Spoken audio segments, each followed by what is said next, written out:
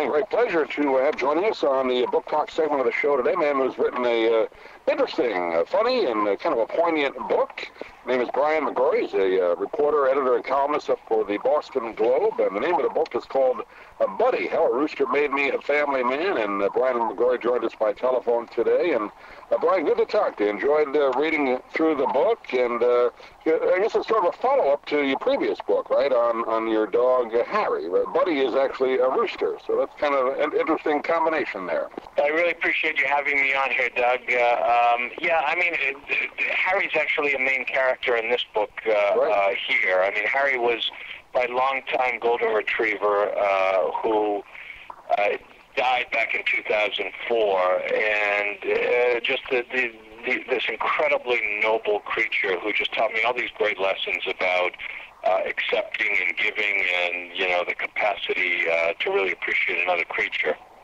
Then Buddy comes along, and there are a whole lot of lessons that are almost the opposite. But what are you going to do?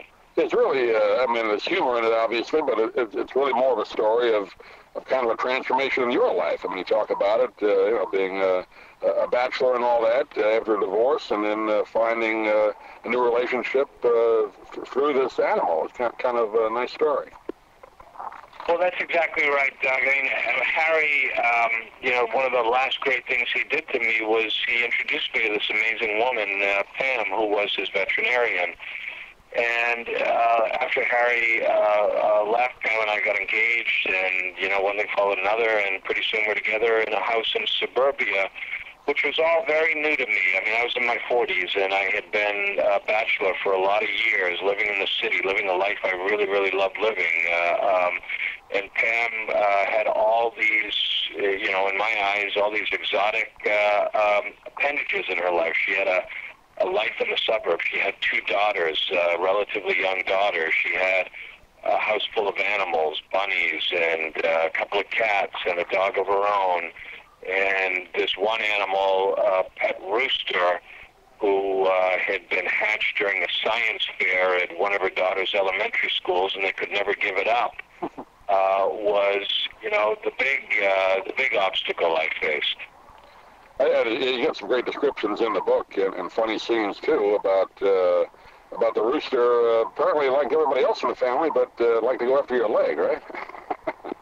Well, the rooster, I love Pam, absolutely love Pam, would just get doe-eyed around her, would give her, be softly clucking, would race after her in the yard like a dinosaur going from side to side, would peck at the doors to get inside, loved the kids because the kids had been handling it ever since it was a chick.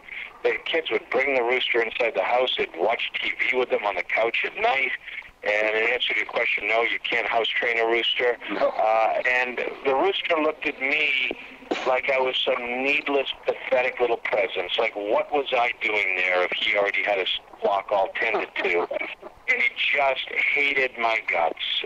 He would peck at my legs. He would squawk in my face. He would chase me around the yard. He would ambush me from behind shrubs. He would try to castrate me when I went out to grill a hamburger. I mean, just hated me. I guess I didn't realize this. I guess roosters are like any animal, territorial, right? And if something's new to it, they can instantly either like or dislike you, right? I mean, the rooster's not just a little bit territorial. I mean, a rooster is, exactly what you think they might be, Doug. I mean, this rooster regarded the house, which I bought, and the yard is his. I mean, he had the run of the yard. He was, could, go get up on the decks, back at the front door, do whatever he wanted to do. In his world, that was his world. And I was an interloper, and he wanted me out. He was going to vanquish me. And, you got to understand, I was going through a lot of changes in life at this time. I mean, I went from, single to, a house filled with women. I was, going from a very kind of private, serene life to something that was a whole lot more complicated. I was adjusting to having stepkids around and all that kind of stuff. And the background music to this was this rooster barking and crowing in my face. And it was quite a transition for me. And you as a reporter and the newspaper business, I mean, you kept different hours. Obviously, you have to, covering different stories, writing a column. So your whole schedule not only work schedule, but your life schedule changes. You have to adapt. That was kind of interesting to read about that.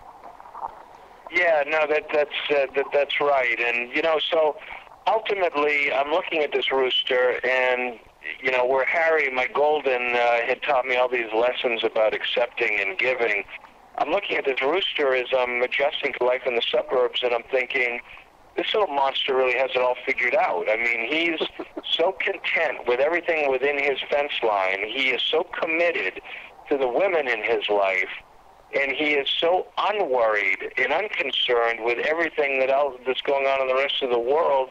That he really kind of knew what he was doing. And as odd as this might sound, Doug, I started realizing I need to be more like him. I need to just be more devoted to what I've got and not so concerned about what I left behind. And, when I started to get into that mindset, Buddy and I started to get along a little bit better. Yeah, how has that changed, if at all, or maybe modified your writing? I mean, you covered some, I'm sure, difficult stories in your careers. Boston's a city that has a lot of things going on, some not so good, like any major city. So I guess does that temper your writing a little bit for understanding maybe different things, or does not affect that at all? No, it does. I mean, look, the older you get and the more situations you've been in, I hope that the more empathic you get and you understand, the human condition, and you take a little bit more sympathy or empathy with situations that other people are in. And oddly enough, part of what this book is about is lessons that are drawn from animals, and I think they're really important lessons that are drawn from animals, all sorts of animals. I mean, certainly dogs and cats, but as I was surprised to learn, roosters. But as much of that, it's also about, blended families and the work that goes into making them work, and, the terror of being a stepfather later in life, being around these two young girls and trying to make that work, and the triumphs of, the triumphant feelings when it works well. So certainly, being in this new situation in suburbia made me a whole lot more understanding of this huge swath of America and Massachusetts that are going through some of the things that people in the suburbs go through.